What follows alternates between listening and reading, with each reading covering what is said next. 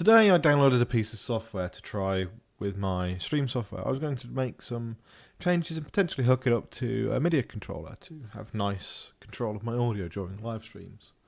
However, I found that there was a discrepancy between how it was storing the value for displaying the value for the microphone volume versus how Windows was displaying it. Now, there is an issue with Windows 8.1 that is known where you have to turn the volume up pretty loud for you to get anything out of your microphone, which is significantly different from Windows 7 where you could hit your microphone at 50%. Now, this is my second time recording this because the first time I was recording with XSplit and didn't realise that the silence detection would cause an issue. So I apologise for any background noise like me, just for example, dropping that USB key that I was fiddling with. What I'm going to be doing, I'm going to be recording me reading the poem Jabberwocky by Lewis Carroll whilst changing these volume levels in both Windows microphone properties and in volume mixer. In Power Mixer, I apologise. What you will actually see is that that will demonstrate this graph. Here we have the volume that we're setting in the piece of software versus the volume we're getting. So you can see that when we are setting 25%, in Windows we're not getting that, we're getting significantly lower, maybe around 13. Again, when we're setting 50%, we're still getting below 25. Setting 75, it's still getting below 50. And to actually get 50% volume, we're setting here is 88 as seen here. What's happening, I believe, is that there's a discrepancy between what's being stored and what's being displayed. There's some translation between that number that's stored and this number that's displayed. This number is being picked up correctly by a Power Mixer, whereas the Windows volume control, soundvault.exe or whatever is not picking up and not displaying it correctly here. So whilst we can manipulate it with other software, manipulating with Windows means that the different value is stored in the back end. I'm going to demonstrate this. I'm using the microphone in XSplit that is actually being manipulated by these. If I change the volume for these, it will change the volume for what you're hearing. I've done this before, so the silence detection on playback made me realise actually it doesn't hit until a certain point. So you will hear me as I come up, and hopefully you will hear the discrepancy between what's actually happening. I'll start with changing the volume in Power Mixer.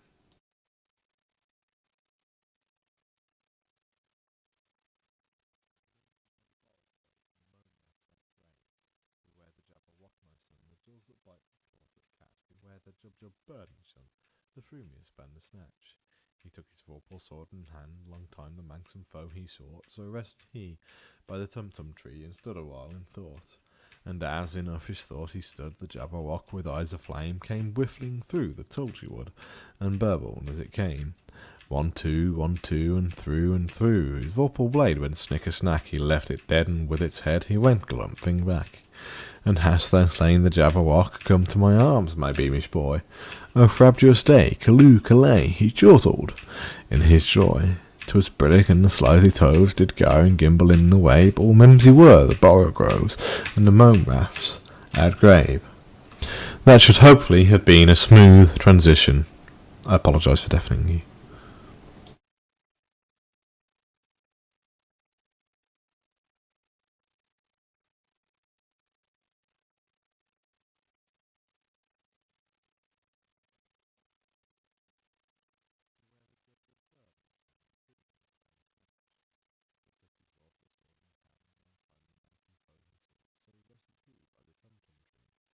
Stood a while and thought, and as in uffish thought he stood, the Jabberwock with eyes of flame came whiffling through the tulgey wood and burbled as it came. 1, 2, 1, 2, and through. His vorpal blade went snicker-snack, he left it dead, and with its head he went galumphing back. And hast thou slain the Jabberwock? Come to my arms, my beamish boy. O frabjous day, callooh, callay, he chortled in his joy.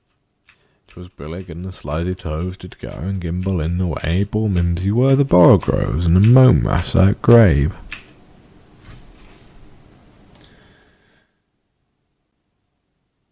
As you can see and hopefully hear from that demonstration, there is a significant difference between what is actually happening in this recording and what is actually going out. So you can see that in the power mixer, as I was getting towards those ends, it was going up significantly steeply. It was going up in leaps and bounds. I hope this will give an example to Microsoft to know what's actually going on, but for now I will be going and buying Power Mixer, because that means I can actually set my mic volume to the amount that I want to. I should probably have prepared this. Power Mixer can be found at actualsolutions.com. That's www.actualsolutions.com/power-mixer. It is available for free for 14 days, and after that you have to pay $17.95. Or you can also buy another useful bit of software called Volume Lock, which will log your volume and stop things changing it for no apparent reason. You can find both of them together for $24.95 in US dollars. I would recommend them from my trial of purely an hour, just because it's fixed this problem for me. I can now set my volume where I actually want to on my microphone. Hallelujah. I hope this explains what the issue is, and I hope it provides a solution for everyone else out there. Unfortunately, it costs money, but I'm willing to pay it, and I hope that others aren't. I hope that others are as well. This is a solution that's fixed the problem for me. I hope it also brings it to attention of Microsoft, who can fix that problem themselves.